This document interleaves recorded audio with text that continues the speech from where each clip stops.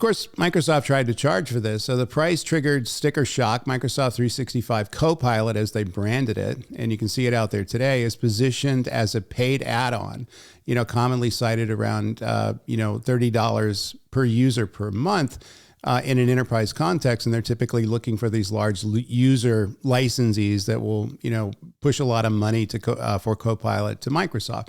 So users who only got occasional value saw it as paying a premium price for a nice to have suggestions. And, even if they found Copilot of value, they didn't feel they were getting the $30 a month value out of this product.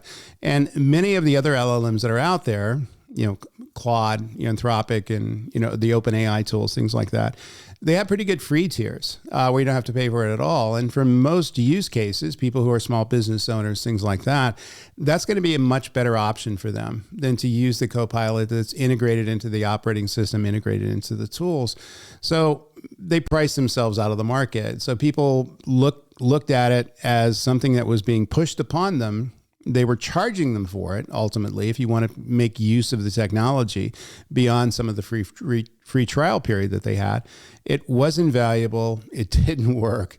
It made forced upgrades to their hardware in many cases, and most users out there found it annoying. And Microsoft, I think, was surprised by that because most of the technology that they build and deploy, there's a good number of adopters out there that are going to be very much cheerleaders for the technology.